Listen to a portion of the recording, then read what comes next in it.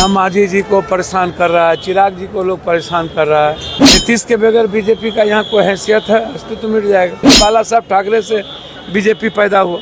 चिराग जी को तो हनुमान कह करके यूज किया, अब पूरा परिवार को तोड़ दिया। जो भर दिन दलाली करता है लोकसभा के भीतर बाहर, चिराग जी को यूज एंड थ्रो करते रहते हैं ये लोग। पूर्णिया से निर्दलीय सांसद पप्पू यादव ने चिराग की भविष्यवाणी कर दी। चिराग को लेकर के पूर्णिया के निर्दलीय सांसद का एक बड़ा बयान सामने आया है। बता दिया कि आखिर कब तक चिराग सीएम बनेंगे और ये भी बोल दिया कि चिराग सीएम बनेंगे या फिर नहीं। नमस्कार, आप देख रहे हैं देशवा न्यूज, आपके साथ मैं हूं राजनंदिनी। पूर्णिया से निर्दलीय सांसद पप्पू यादव आज गर्मा गए।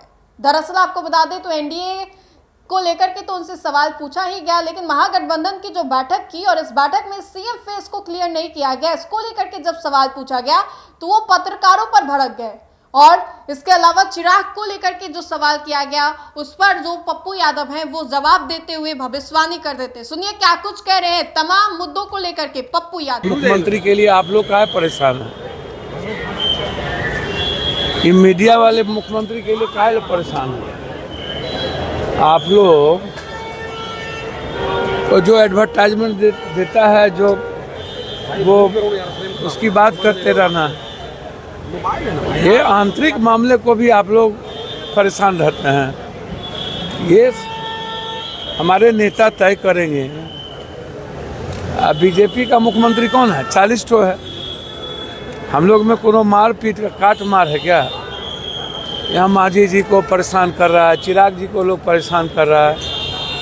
यहाँ तो ये लोग सारे छोटे घटक को परेशान कर रहा है।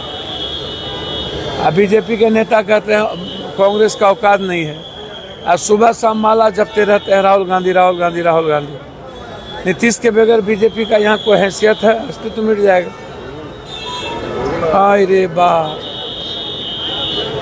शून्य पर चले जाएंगे बीजेपी। आज तक अकेले कितना सीट लाया? बिना कहीं घटक के बीजेपी जिंदा हुए हैं। सबसे पहले बाला साहब ठाकरे से बीजेपी पैदा हुआ। बाला साहब ठाकरे नहीं रहते तो बीजेपी की कोई हैसियत इस देश में होती क्या? आप हमको बताइए ना। ये जो अनुराग जी कह रहे हैं, जो अपना सीट हार जाते हैं, बाबू को दिया ही नहीं, बाबू जी को टिकटे नहीं दिया, अब बीजेपी हटा दिया, तो अपना तो अस्तित्व बचाते नहीं है, बाबू का अस्तित्व बचाए नहीं। इतना बीजेपी का ठिका लेने लगे हैं। इनको मंत्रियों ने बनाया, तो यहाँ मुख्यमंत्री फाइनल है। इस चुनाव के बाद मुख्यमंत्री चुन लिया जाएगा। जब हमारे नेता कह दिए तो कह। सर, बिहार में चुनाव है। एक चिराग बोल रहे हैं कि उनको बिहार बुला रहा है। उनके जीजा जी अरुण भारती बोले कि चिराग पासवान। तो अच्छा बात है। हम तो सब दिन कहें कि ST SC भी मुख्यमंत्री हो सकते हैं, जिनको होना हो होइए। हम तो पहले भी बोले हैं EBC क्यों नहीं। भैया इस बिहार में ST SC EBC OBC ही कोई मुख्यमंत्री होगा। आप इसको सादा कागज पर कहीं दिमाग उमाग में इधर उधर मत रखिए, इसको आप समझिए। अब चिराग जी को तो हनुमान कह करके यूज किया, अब पूरा परिवार को तोड़ दिया।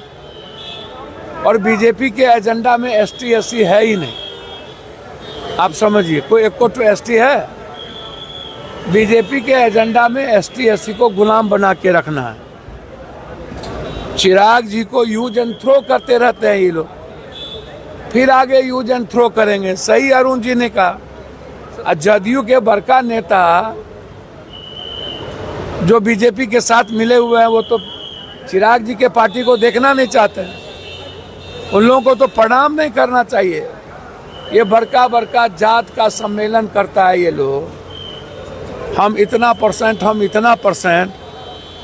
तो मंगनी के चंदन घसो रघुनंदन काम करिएगा न, खाली जात हिंदू मियाँ करिएगा बिहार में। ऐसे लोग जो अपनी दुकान चलाने के लिए, ये 25 तक ये लोग हैं, फिर ये लोग बिल में चले जाएंगे। बिहार जात पात को तवज्जो नहीं देगी, हिंदू मुसलमान को तवज्जो। राष्ट्रपति शासन को लेके सुप्रीम कोर्ट में आज सुनवाई है। क्या है? सुप्रीम कोर्ट में आज सुनवाई है बंगाल में राष्ट्रपति शासन लगाने की। अच्छा एक बात बताइए, ये बिना धंधा वाला सब आदमी कभी नागरिकता को लेके चला जाता है, ब्रिटिश नागरिकता को राहुल जी। अब आप हमको बताइए, हाई कोर्ट सुप्रीम कोर्ट को गरिया रहे हैं ये लोग, कह रहे हैं कि चीफ जस्टिस इस देश को बांट देंगे।